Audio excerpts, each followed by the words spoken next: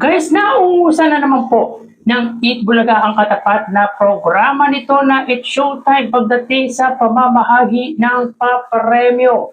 So yun nga po mga kaparokya, kanina ay live nga po ang episode ng dalawang noontime program na kung saan sa opening number po ay nag-perform ang isa sa host nga po nito na si Darren Espanto. So ito po ang continuation ng birthday celebration ni Darren Espanto at kanina nga po sa opening ng It's Showtime siya nga po ang nag-perform. Samantala, nag-guest din po sa It's Showtime ang mag-love team na sina Donnie Pangilinan at si Bel Mariano or ang Don Bel sa It's Showtime para mag-promote po ng kanilang pelikula. Sa Eat Bulaga po mga kaparokya ay muli na naman pong bumisita si Iza Calzado dahil Flanax Day nga po mga kaparokya. At sa The Age is Right, ang dating nga pong nakatrabaho ng Tito Vic and Joey na si Liz Alindogan ang isa nga po sa participant ng The Age is Right. Yan yung mga celebrity guest sa pananghaliang programa dito sa bansa, ang It's Showtime at ang Eat Bulaga. So today mga kaparokya, araw nga po ng Huwebes, May 28, 2026. At again, live ang episode ng dalawang noontime program. So kanina po mga kaparokya ay wala po or absent na po si Ann Cortez at magpasangga ngayon po ay hindi pa po present si Henyo Master, Joey De Leon at si Wally Bayola. So, umpisahan natin mga kaparokya sa papremyo na ibinahagi ng dalawang noontime program. So, dito makita po natin na ang It's Showtime ay meron pong 75,000 pesos. So, mas pinili nga po ng contestant sa Laro-Laro Pick ang lipat kaysa sa Patman na nagkakalaga nga po na 200,000 pesos. So sa Laro Pick, meron po silang 60,000 pesos dahil nakapag-uwi po ng 40,000 ang naglaro nga po sa nasabing segment at 15,000 naman po sa tawag ng tanghalan. So mga kaparokya, pasensya na po at nakasando na naman po tayo dahil nga po sa init ng panahon. Bago-bago na po mga kaparokya, iinit tapos biglang uulan po sa hapon. So mag-ingat po tayo by the way.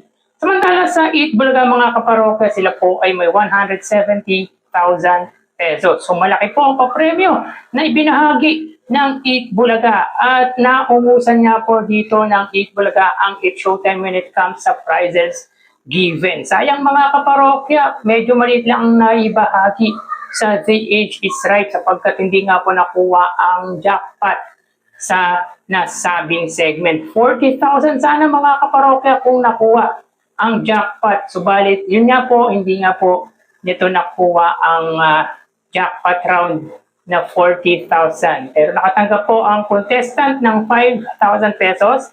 80,000 naman po sa sugod bahay since Flanax Day po ngayon at present si Iza Calzado. Siya po ay kasama ng mga legit Barkads host sa barangay na sina Jose Manalo at Paulo Ballesteros na isinagawa nga po sa Santa Cruz, Pasig City or Barangay Santa Cruz, Pasig City ang sugod bahay. So malaki po ang naibahagi ng sugod bahay sapagkat nagbigay nga po ng tig 5,000 ang Planax sa mga apat na nakapila. So bali 10,000 po per person ang ibinigay sa mga nakapila nga po sa barangay. At ang binigay nga po sa winner ay 40,000 pesos. Sa Gimme 5 ay 85,000 pesos sapagkat nakuha nga po ang jackpot sa nasabing segment. At kasama na po dito mga kaparokya yung bigay ng Bonamin. Dahilan kung bakit naging 85,000 pesos ito. Sapagkat ang isa nga po sa mga audience ay hindi nga po nakuha ang tamang sagot.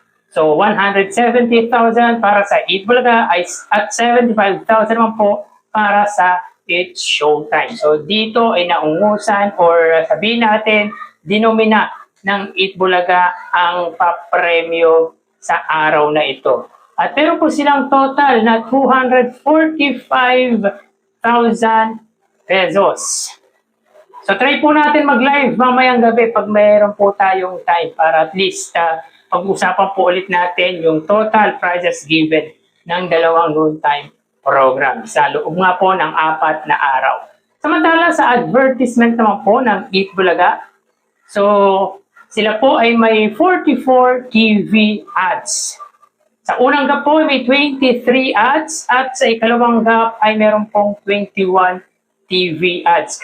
Kahapon nga po ay 50 ads ang nakuha ng Eat Bulaga, ngayon naman po ay 44 ads. So medyo nabawasan po ng 6 na advertisers ang Eat Bulaga ngayong araw. Pero hindi na po masama ito mga kaparokya dahil may tuturing pa rin po natin itong medyo malaki dahil malaki na rin naman po or marami na rin naman po ang sponsors ng pananghaliang programa ng Tito Vic and Joey. And I hope ay madagdagan pa po yun mga kaparokya. Kumbaga para sa akin, wag po sanang tumigil sa siyam na sponsors lang ang sugod bahay dahil malaki nga po ang naitutulong ng mga sponsors sa nasabing segment.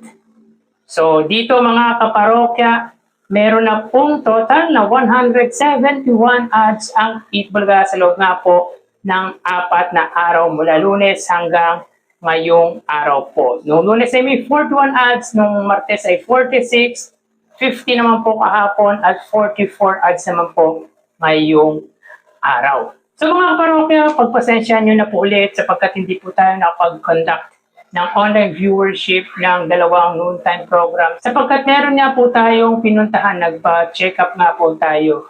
At yet wala rin po yung hinihiraman nga po natin ng cellphone. So nanghiram lang po tayo ng cellphone para makapag-conduct nga po tayo ng online viewership ng dalawang noontime show. So yan po ang update natin for today's episode mga kaparokya. Hanggang dito na lang po tayo. Thank you and God bless.